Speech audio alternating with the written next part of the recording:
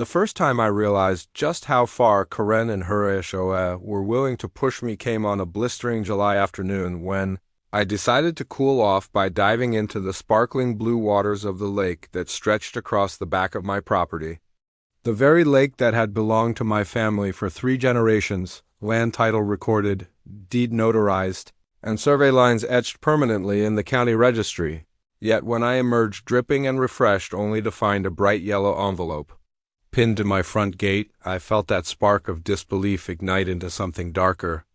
Because inside was a formal violation notice from the HOA claiming I owed a $1,000 fine for unauthorized recreational use of HOA-managed water, as though my private lake had somehow become theirs overnight, and when I stormed down to the office demanding an explanation,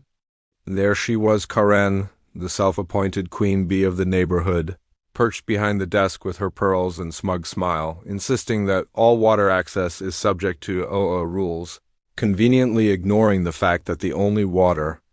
access that wasn't covered by HOA easement was my lake, which sat entirely within my land boundaries, meaning she had no authority to regulate so much as a fish swimming through it. But she leaned forward with that sickly sweet tone, telling me that I was setting a bad example for the community and that if I wanted to avoid further fines, I should consider joining the HOA formally and submitting to its jurisdiction, which was the exact moment I realized she wasn't just misinformed. She was trying to strong-arm me into paying tribute to her petty kingdom.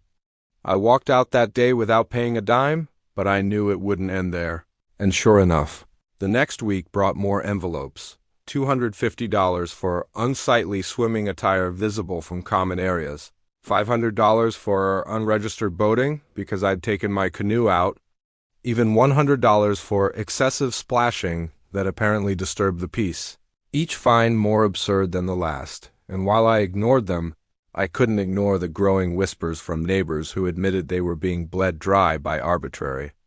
dues hikes and random violation assessments that Karen slapped onto their accounts without due process, threatening liens if they didn't comply.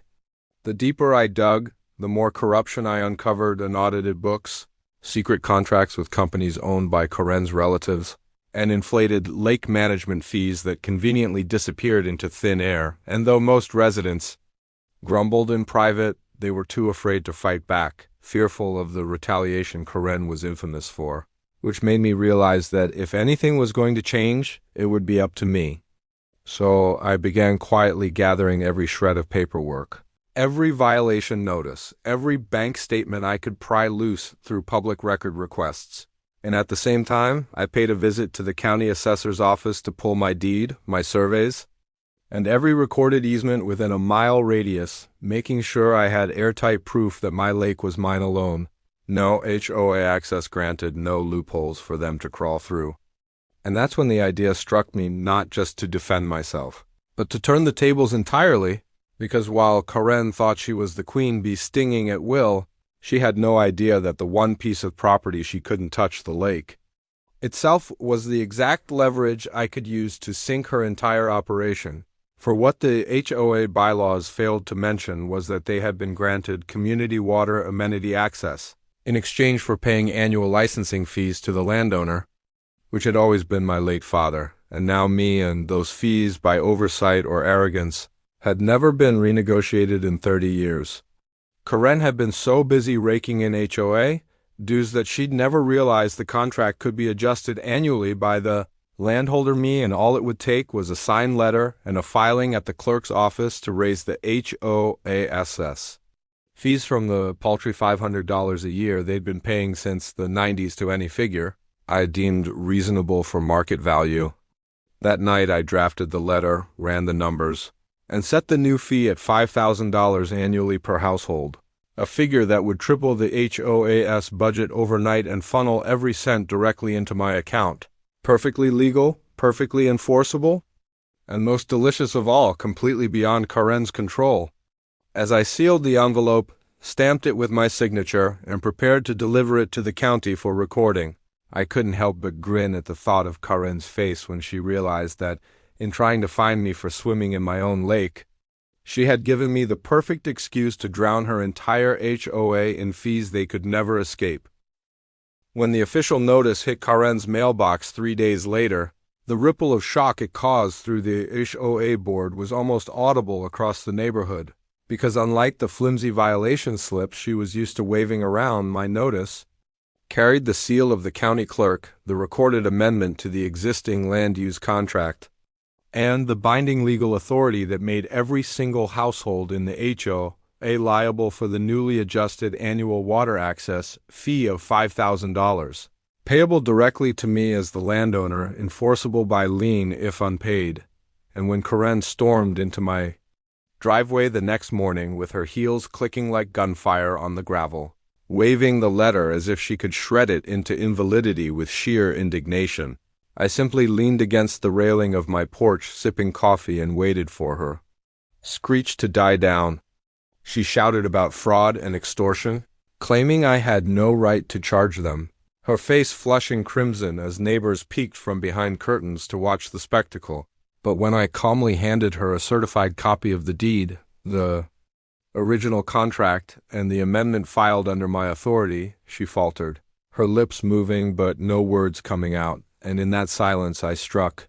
Karen, you fined me $1,000 for swimming in my own lake. Now you and your friends get to pay me $5,000 for the privilege of even looking at it. The look on her face was worth every ounce of effort, but the true satisfaction came later that evening at the emergency HOA meeting, which I attended not as a member but as the landlord of their most prized amenity, and when I walked in carrying a stack of notices for each homeowner, the room fell silent except for Karen pounding her gavel, demanding I leave, only for me to set the documents on the table and remind them that while HOA bylaws governed residents, land contracts governed the HOA, and I held the only pen that mattered. Murmurs broke out as residents flipped through the papers, some in disbelief, others in dawning relief as they realized this meant Karen couldn't simply waive the fee or manipulate it behind closed doors. The money went directly to me, bypassing her entirely, and for once she had no power to twist it. Still, Karen wasn't the type to back down easily, and over the following weeks she launched every counterattack imaginable. She called the county commissioner, who laughed and told her contracts were contracts. She filed a complaint with the zoning board, who pointed out the water rights were crystal clear. She even tried to hire a lawyer, but after reviewing the paperwork, he told her flatly that her best bet was to renegotiate with me, something she absolutely refused to do. Instead, she doubled down, holding fiery meetings where she painted me as a greedy tyrant bleeding the community dry. But cracks began to show in her empire as frustrated residents confronted her about the thousands they'd already been fined over trivial violations, asking why she had wasted their dues on unnecessary landscaping contracts with her cousin's company or inflated administrative expenses that lined her own pockets. And when I casually dropped copies of those financials into the mailboxes of a few well-placed homeowners, the rebellion began to take shape. One by one, board members started questioning Karen's decisions, whispering about recall elections, demanding audits, and as her control slipped, she grew more desperate, retaliating with new fines, threats of foreclosure, even sending HOA enforcement officers to harass me at my gate, which backfired spectacularly when the sheriff himself, an old friend of mine, escorted them off my property, reminding them that trespassing carried jail time. By mid-September, the HOA was in chaos, residents furious about the new $5,000 fee, but angrier still that Karen had provoked me into imposing it.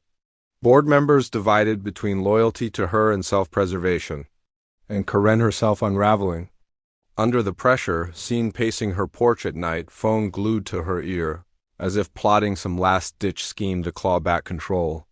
But what she didn't realize was that I wasn't just reacting anymore, I was strategizing, because with every desperate move she made, I gained more leverage, more sympathy from the residents, more legal ground to stand on, and I knew the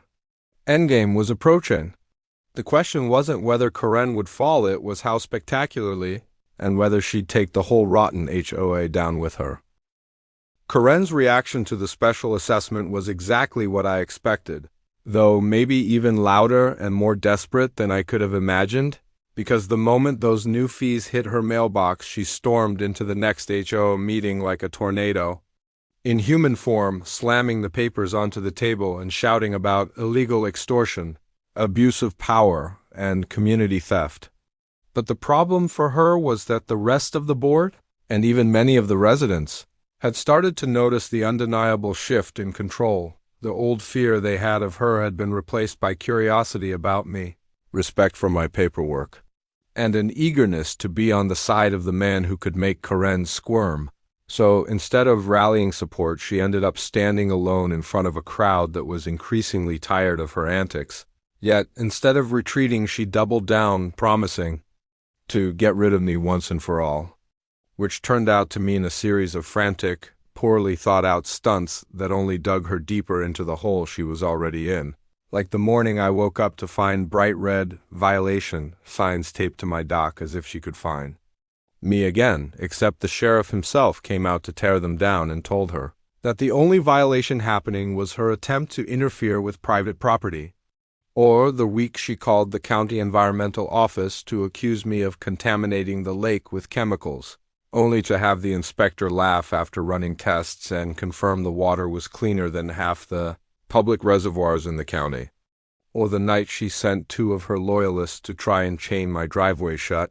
not realizing that my security cameras caught everything, which meant I had perfect footage of them sneaking around like amateur criminals, footage I handed directly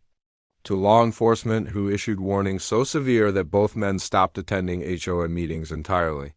Each defeat chipped away at her authority until neighbors who once clapped when she raised her gavel now rolled their eyes when she spoke, and one bold homeowner even muttered, "Here she goes again," loudly enough during a meeting to earn nervous laughter from the crowd, something that would have been unthinkable just months earlier. I'll admit there were nights when I wondered if I was pushing her too far, if maybe I should have eased up once I'd secured control. But then I'd remember the smugness with which she fined me for simply enjoying the lake I had owned long before her HOA existed, and that memory steeled me again, because this wasn't about pettiness, it was about teaching her. And anyone like her, that power built on intimidation crumbles the second someone refuses to bow. But Karen wasn't wired to accept defeat. The more the walls closed in, the wilder her behavior became, culminating in what she must have thought was a masterstroke, but which turned into her most humiliating blunder yet. She staged a blockade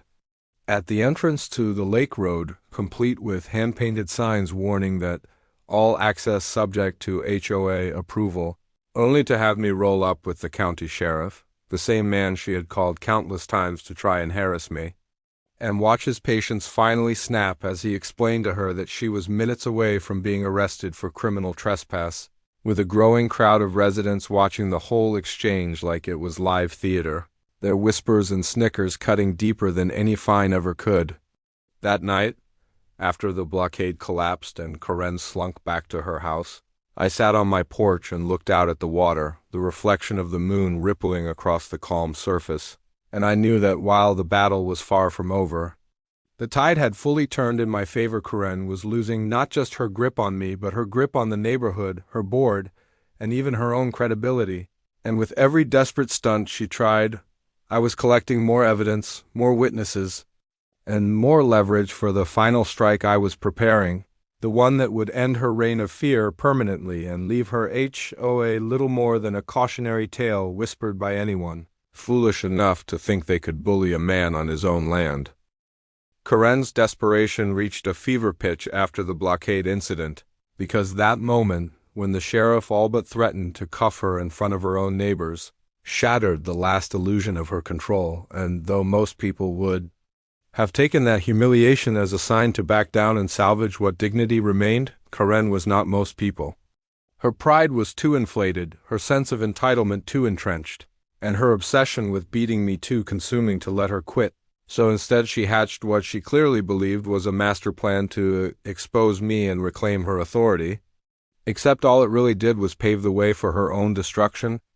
It started with a letter, an official-looking packet stamped "Urgent," that arrived in my mailbox claiming the HOA had voted to impose a special emergency assessment against me personally for malicious interference with community order. demanding $15,000 payable in 30 days, which would have been laughable if not for the audacity of its legal jargon and counterfeit notary seal, because it was so blatantly fraudulent that I almost thought it was a prank until I recognized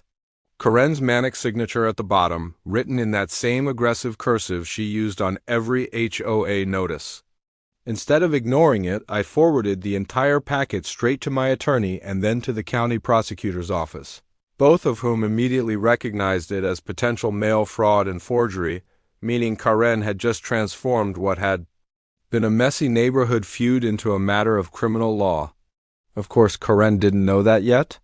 In her mind, she was still one step ahead, because the very next HOA meeting turned into a stage for her delusions, with her slamming her gavel and waving copies of the fake assessment as though she were unveiling irrefutable proof of my villainy, ranting about how I was bankrupting the association, stealing funds, and even brainwashing residents to turn against her. The irony was almost too rich, because the very people she was trying to sway had already grown weary of her paranoia, and instead of applauding they sat in stunned silence, exchanging glances as though silently asking each other, has she finally lost it? That meeting was the tipping point because one by one the other board members began distancing themselves, some muttering that they hadn't authorized any such letter, others outright resigning on the spot, leaving Karen red-faced, and sputtering as her supposed lies abandoned her. I didn't even need to say a word. I just sat there at the back, arms crossed, watching her unravel in real time. Within a week, subpoenas started flying because the prosecutor's office took the forged assessment seriously enough to open a case. And suddenly, Karen wasn't just dealing with angry neighbors, she was dealing with investigators combing through HOA bank accounts, demanding records of every fine, fee, and special assessment she had ever issued. Unsurprisingly, what they uncovered was a goldmine of misconduct, thousands of dollars in misappropriated funds, shady contracts awarded to companies tied to her relatives, and even checks written directly to herself under vague descriptions, like administrative expenses. Every skeleton she thought she had buried in the HOS filing cabinets was being dragged into daylight, and her panic was palpable. She started sending late-night emails to the community begging for loyalty, insisting she was the victim of a conspiracy, but those emails only made her look guiltier and more unstable. By the time the formal charges were announced, fraud, misappropriation of funds, attempted forgery, the neighborhood was buzzing like a hive, residents whispering at the mailbox, gathering in clusters on porches, all of them marveling at how fast their iron-fisted leader had fallen. The cherry on top came when she called 911 last time, claiming I had threatened her, and when the police arrived, all I had to do was hand over the stack of official notices, forged documents, and the prosecutor's letter naming her as the subject of a criminal probe, which made the responding officers look at her like she was out of her mind, and instead of arresting me, they sternly warned her that filing false reports was another crime she was now dangerously close to committing. That was the final straw. She wasn't just a nuisance anymore, she was a legal liability, and even her staunchest supporters, what few remained, fell silent. For me, though, it was more than vindication. It was the culmination of months of patience, strategy, and restraint, because I hadn't once needed to stoop to her level or break a law. I had simply let her reveal who she really was, step by reckless step, and now the entire neighborhood, the county, and soon enough the courtroom would see it too. As I sat on my dock that night, watching the lake water ripple under the fading sun, I knew the final chapter was about to unfold, not in an HOA meeting, not at my driveway, but in front of a judge, where Karen's empire of fines and threats would collapse under the weight of her own arrogance, and I'd be there, calm and ready to make sure she never held power over anyone again. The day of reckoning came faster than anyone expected, and it wasn't just another HOA meeting or a shouting match at the lake's edge. This time it was a courtroom packed with neighbors, attorneys, county officials, and even a few reporters who had caught wind of the story about a neighborhood run by a power-drunk HOA president who had fined the lake owner for swimming in his own water, and the atmosphere was electric, a mix of tension, vindication, and morbid curiosity as Karen shuffled into the room in a wrinkled suit that looked 2 sizes too big. Her usual smugness nowhere to be found, her face pale and lips pursed tight as if she knew the walls were finally closing in. While I sat calmly beside my lawyer, files neatly stacked, every document in order, ready to let the truth speak for itself. The prosecutor wasted no time painting the picture of her corruption, detailing the forged assessment letters, the misuse of HOA funds, the contracts funneled to family members, and the relentless harassment campaigns she had launched against me and several other homeowners who dared to challenge her. Every word was backed by receipts, bank statements, and testimonies from residents who once feared her but were now eager to see her held accountable. Karen tried to defend herself, spinning wild tales about conspiracies, about how I had orchestrated this entire witch hunt to steal power, but each time she opened her mouth, her own lawyer visibly cringed, because instead of looking like a victim, she looked unhinged, ranting about property dominance and control over the water supply, like some deranged tyrant whose kingdom was slipping through her fingers. The judge, an older man with a reputation for having no patience for nonsense, cut her off more than once, warning her to stick to facts. But facts were exactly what she didn't have, and when the prosecutor introduced the fake notary seal from the so-called emergency assessment she had mailed to me, complete with handwriting analysis proving it was hers, the room collectively gasped, because that single piece of evidence turned her desperate power play into a felony. But the real hammer fell when the HOA's own treasurer took the stand. A mild-mannered man who admitted under oath that Karen had strong-armed him into signing blank checks and had threatened to fine him into oblivion if he refused. And once, he told the story of how HOA money had been siphoned into accounts tied to Karen's cousin's landscaping company that never once mowed a lawn. It was over. The jury didn't even flinch when the prosecutor asked them to consider whether this was negligence or outright fraud. It was the latter, plain and simple. I didn't need to say much. When my turn came, I simply recounted the beginning, how Karen fined me for swimming in my own lake, how she escalated into threats and blockades, how she forged letters and harassed my family, and how I had every right to stand my ground because not only did I own the land, the water, and the access roads, but I had never once acted outside the law, which was more than anyone could say for her. By the time closing arguments ended, you could feel the verdict in the air. No amount of theatrics could save her, and when the jury returned after barely 2 hours of deliberation with "guilty" stamped across every charge, Karen slumped forward like the weight of all her arrogance had finally crushed her. The judge's sentencing was swift and brutal: restitution of misused funds, a hefty fine of her own, removal from the HOA presidency effective immediately, and a suspended sentence that meant if she so much as jaywalked, she'd find herself